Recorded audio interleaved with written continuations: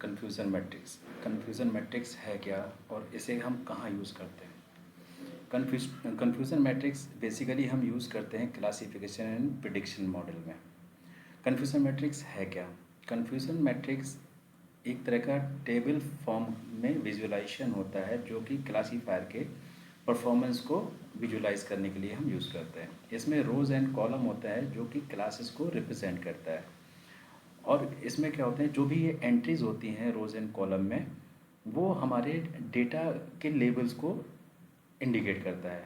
यहाँ पर क्या है, the confusion matrix give us 4 piece of information about our classifier. यहाँ पर जो है हमारा जो है 2x2 की एक मैट्रिक्स बनी होती है जिसमें क्या होता है, एक्चुअल क्लासेस होती हैं और फिर जो मॉडल होता है उसका एक्चुअल में आउटपुट क्या है और जो हमारा मॉडल का प्रेडिक्टेड आउटपुट क्या है, उसके बेस पे हम पूरी मैट्रिक्स को यहाँ पर डिज़ाइन करते हैं।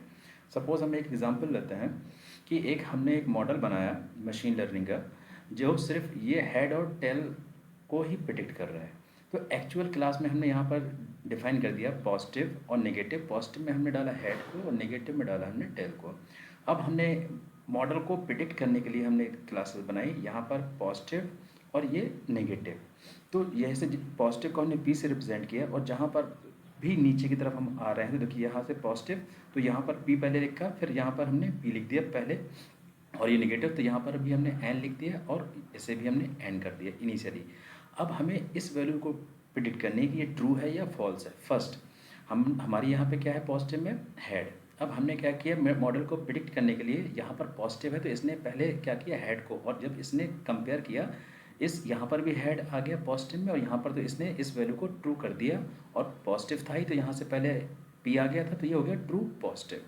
अब यहाँ से मॉडल की एक्चुअल वैल्यू क्या थी, यहाँ पे पॉजिटिव थी, ठीक है, और यहाँ पे क्या थी, यहाँ पे क्या करना था इसे, नेगेटिव। तो अब यहाँ पे एन तो था ही, अब ये एक्चुअल वैल्यू जो यहाँ से आ रही पॉजिटिव और ये प्रिडिक्ट कर रहा है हमारी नेगेटिव, ठीक है, तो ये पॉजिटिव या मतलब यहाँ पे हेड था और ये प्रिडिक्ट कर रहा है टेल, तो ये वैल्यू क्या हुई हमारी, गलत हो गई, तो इसे हमने फॉल्स नेगेटिव बोला। अब यहाँ पर आते हैं सेकंड, उसमें एक्चुअल नेगेटिव के साथ हमने क्या एज्यूम किया था, टेल को, ठीक है, टेल को किया था, और यहाँ पे हमने क्या लिखा था, कहा था कि ये प्रिडिक्ट कर रहा है हमारे हेड को। अब यहाँ पे करना था इस मॉडल को, यहाँ पे नेगेटिव होना चाहिए लेकिन ये प्रिडिक्ट कर रहा है यहाँ पे हेड, तो क्या हुआ, यहाँ पे इसका तो पॉजिटिव आ रहा है क्योंकि ये पॉजिटिव के पी किया था, लेकिन ये आंसर जो हमारा दे रहा है वो नेगेटिव दे रहा है क्योंकि यहाँ पे हेड आए थे लेकिन ये प्रिडिक्ट कर रहा है यहाँ पे टेल, सॉरी यहाँ पे टेल आना था लेकिन ये प्रिडिक्ट कर रहा है यहाँ पे हेड। अब यहाँ पे फिर से हमें यहाँ पे आना चाहिए था क्योंकि ये यहाँ तो हमारा टेल है, तो यहाँ पे हमें टेल प्रिडिक्ट करना चाहिए था, और यहाँ पे क्या है, नेगेटिव, तो ये टेल ही प्रिडिक्ट कर रहा है, तो मतलब ये ट्रू हो गया। तो ये इसे बोलेंगे ट्रू नेगेटिव, और ये ट्रू पॉजिटिव, ये फॉल्स नेगेटिव और फॉल्स पॉजिटिव। फॉल्स नेगेटिव को हम बोलते हैं टाइप 2 एरर, और फॉल्स पॉजिटिव को बोलते हैं टाइप 1 एरर।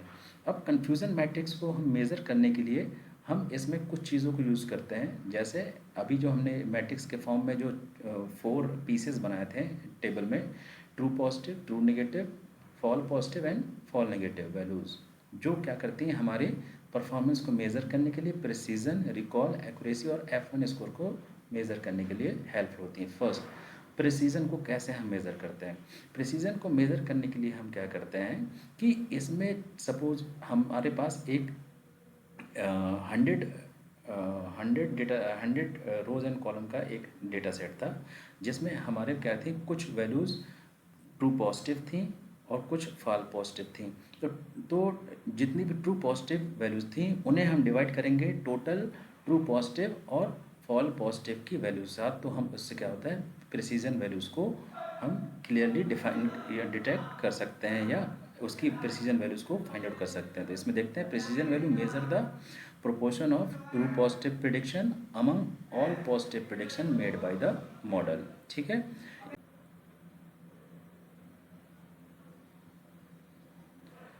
रिकॉल क्या होता है, recall measures the proportion of true positive prediction among all actual positive instance in the data set। इसमें रिकॉल को कैसे हम कैलकुलेट करते हैं, true positive divided by true positive plus false negative.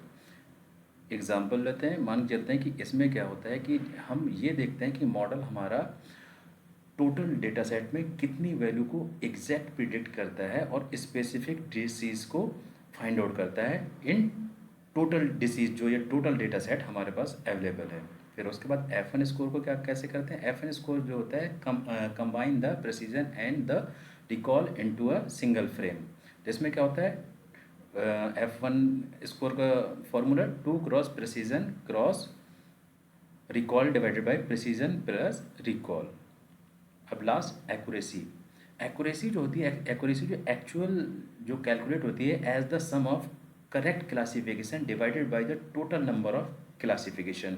इसका मतलब क्या है कि जैसे हमारे पास 100 डेटा सेट है, तो 100 डेटा सेट में वो क्या करेगा कि इसने कितना करेक्ट क्लासिफिकेशन किया है divided by the total number of classification. मान चलो उसने 4 क्लासिफिकेशन किए थे, जिसमें से इसके 2 क्लासिफिकेशन सही थे और बाकी रिमेनिंग आपके गलत थे। तो वो क्या करेगा, वो पूरे जितने भी आपने सही और गलत जो आपने क्लासिफिकेशन किया था उनका सम डिवाइड करेगा किससे, टोटल एक्चुअल सम से, जो आपका सही आंसर आया है। तो वो आपका निकालता है एक्यूरेसी। अभी हम इसे एग्जांपल से समझते हैं तो वो और क्लियर आपको होगा।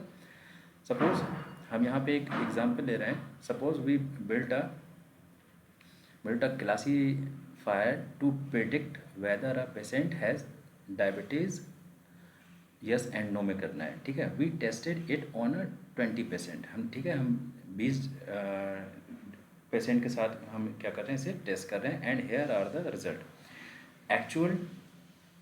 एक्चुअल जैसे हम लोग ने वहाँ पे ले रखा था, एक्चुअल डायबिटीज़ 10% को है, ठीक है।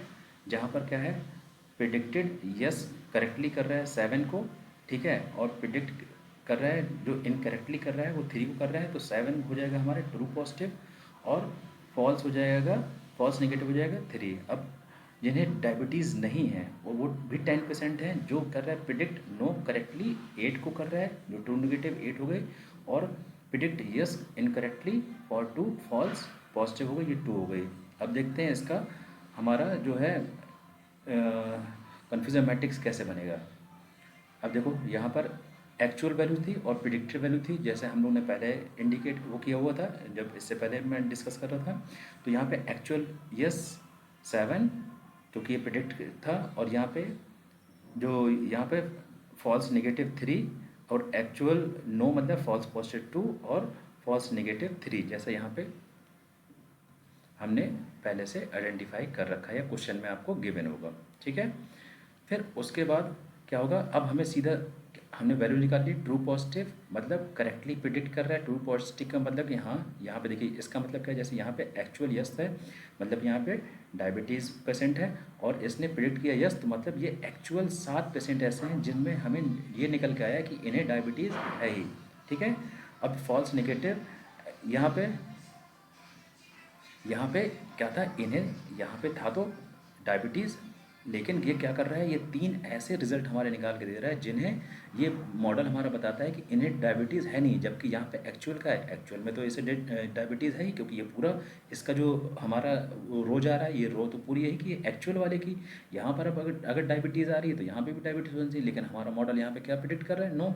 तो यहाँ पे हो गया फॉल्स नेगेटिव की वैल्यू 3। अब यहाँ पे देखो क्या है, यहाँ पे तो यहाँ पे डिसीज़ नहीं है मतलब, लेकिन ये क्या कर रहा है, यहाँ पे प्रिडिक्ट करके दे रहा है 2 पे, तो ये फॉल्स पॉजिटिव हो गई, predicted diabetes but actual healthy. लेकिन यहाँ पे तो ये हेल्दी है क्योंकि नो लिखा है, ऐसे कोई डायबिटीज़ नहीं है। और यहाँ पे नहीं है डायबिटीज़ और ये भी प्रिडिक्ट कर रहा है डायबिटीज़, वो 8 है।